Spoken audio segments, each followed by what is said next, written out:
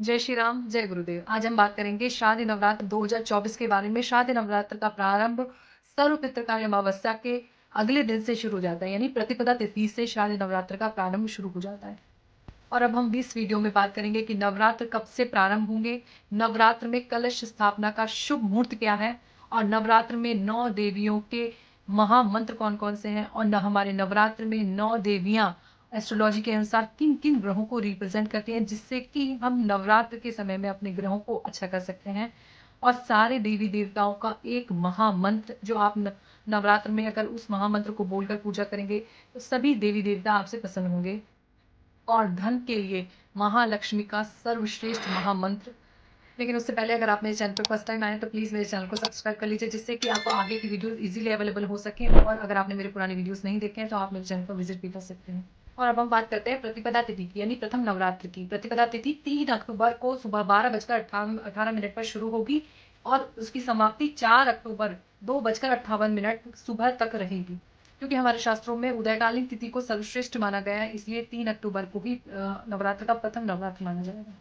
और इस बार कलश स्थापना के लिए 2 शुभ मुहूर्त हैं, जिसमें कि पहला 3 अक्टूबर को सुबह 6:15 से शुरू होगा और 7:22 तक रहेगा। ये सर्वश्रेष्ठ मुहूर्त है, लेकिन अगर आप गृहस्थ में हैं, वही बहुत काम रहते हैं, तो अगर आप इस मुहूर्त पर अपना कलश की स्थापना नहीं कर सकते, तो दूसरा मुहूर्त है अभिजीत मुहूर्त है, जो सुबह 11:46 से शुरू होगा और दोपहर 12:33 तक रहेगा। और उसके बाद 12 तारीख को दशहरा का पर्व मनाया जाएगा।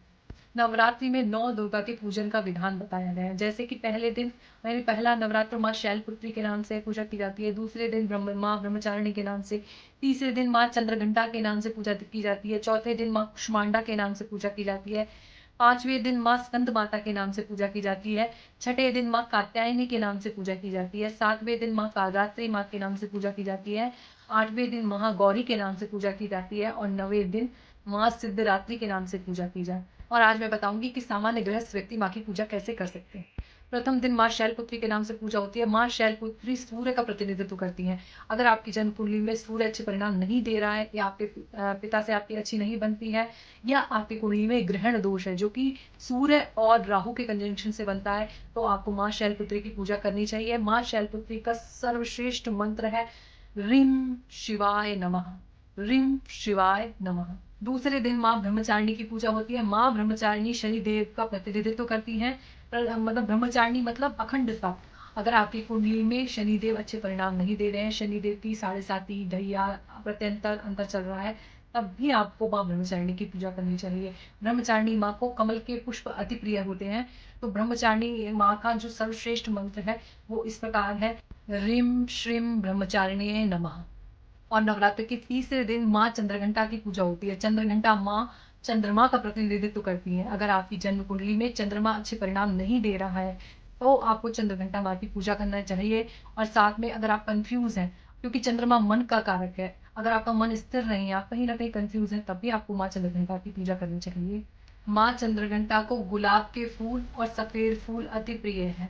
माँ चंद्रघंटा का सर्वश्रेष्ठ मंत्र है ह्रीं ऐं शक्तये नमः। ह्रीं ऐं शक्तये नमः। और चौथे दिन हम माँ कुष्मांडा की पूजा करते हैं। माँ कुष्मांडा गुरु ग्रह का रिप्रेजेंट करती है। अगर आपकी कुंडली में गुरु ग्रह अच्छे परिणाम नहीं दे रहा है, तो आपको माँ कुष्मांडा की भी पूजा करनी चाहिए। इनकी पूजा करने से गुरु ग्रह मजबूत होकर अच्छे परिणाम देता है। और माँ कुष्मांडा का सर्वश्रेष्ठ मंत्र है ऐं ह्रीं देवे नमः। ऐं ह्रीं देवे नमः। और नवरात्र के 5वें दिन हम माँ स्कंद माता की पूजा करते हैं। माँ स्कंद माता मंगल ग्रह का प्रतिनिधित्व करती हैं। अगर आपकी कुंडली में मांगलिक दोष है, या मांगलिक दोष की वजह से आपका विवाह नहीं हो रहा है, या विवाह में बाधा उत्पन्न हो रही है, तब भी आपको माँ स्कंद माता की पूजा करनी चाहिए। माँ स्कंद माता का सर्वश्रेष्ठ मंत्र है ऐं क्लीं स्वामिने नमः। और नवरात्र के छठे दिन हम माँ कात्यायनी की पूजा करते हैं। माँ कात्यायनी शुक्र ग्रह का प्रतिनिधित्व करती हैं। अगर आपकी कुंडली में शुक्र ग्रह अच्छे परिणाम नहीं दे रहा है, मतलब समटाइम्स ऐसा होता है अच्छा शुक्र अच्छे परिणाम नहीं देता है, तो विवाह में बहुत सारी बाधाएं उत्पन्न हो जाती हैं। तो जब भी आपके विवाह में बहुत सारी बाधाएँ उत्पन्न हो गई हैं या आपका विवाह हो नहीं रहा है, कुछ भी प्रॉब्लम आ रही है, तब आप माँ कात्यायनी की स्तुति या माँ कात्यायनी की पूजा कर सकते हैं। और माँ कात्यायनी का सर्वश्रेष्ठ मंत्र है क्लीं श्रीं त्रिनेत्राय नमः। और 7वें दिन हम माँ कालरात्रि की पूजा करते हैं। माँ कालरात्रि राहु से संबंधित है। अगर आपकी जन्म कुंडली में राहु अच्छे परिणाम नहीं दे रहा है या राहु की महादशा, अंतर्दशा, प्रत्यंतर चल रहा है और सभी तरीके से आपके रास्ते बंद हो गए हैं, आपको कुछ नहीं दिख रहा है, तब भी आपको माँ कालरात्रि की पूजा करनी चाहिए। माँ कालरात्रि का सर्वश्रेष्ठ मंत्र है क्लीं ऐं श्रीं कालिकाय नमः।